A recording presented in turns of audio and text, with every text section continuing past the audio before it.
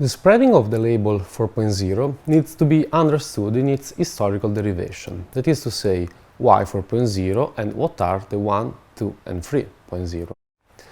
First of all, this numeric progression is a direct reference to the so-called industrial revolutions, that is to say, historical moments in which a complex assemblage of technological innovations, labor forms transformations and political mutations reshape the ways in which economies work, from the perspective of the mode of production and the ways in which commodities are distributed and consumed. In other words, talking about an industrial revolution implies the whole redefinition of the mode in which society reproduces itself. In general terms, the most common reference is to the first industrial revolution that occurred from the last decades of the 18th century to the second half of the 19th century. It is usually symbolized with the technical innovation in the textiles production and the steam engine. However, this narrative covers a long-term process of creation of the conditions for the capitalist mode of production.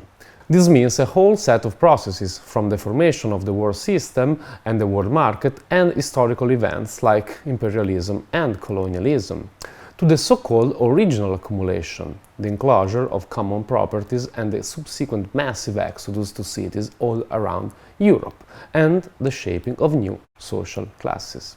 In other words, if we focus only on the technical innovation of the textile production in England, we lost the crucial context within which it historically developed, meaning a complex economic and political system connecting slave trade around the Atlantic, cotton fields in America, the occupation by the British East India Company of Indian lands, and so forth. The second industrial revolution refers to the introduction of the chemistry and steelworks into the consolidation of the industrial process and the enlargement of factories. But it also indicates the massive expansion of the new connective technologies like the telegraph and the railways.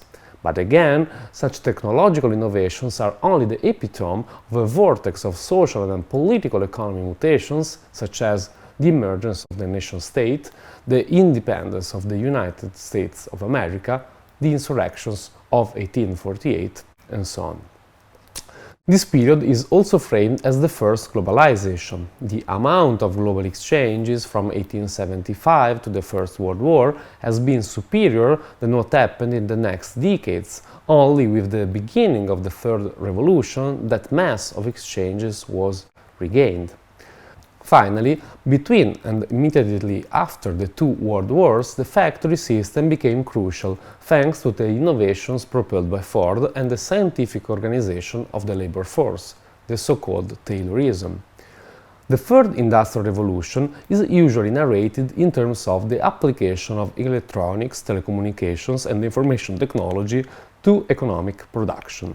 We can point to an historical period from the 70s of the 20th century to the beginning of the new millennium, a period in which the furthest mode of production lost its centrality and finance becomes a new crucial vector. During these years, a massive turmoil reshapes the global panorama, from the global 1968 to the complete reconfiguration of the international and political economic system, from the end of Bretton Woods to the inauguration of the neoliberal era at the end of the 70s. A completely new configuration of class relations and labor forms emerges, generally marked by continuous crises and systemic instabilities. It is within this vortex that the seeds of the fourth industrial revolution grow, but we will discuss it in the next lessons.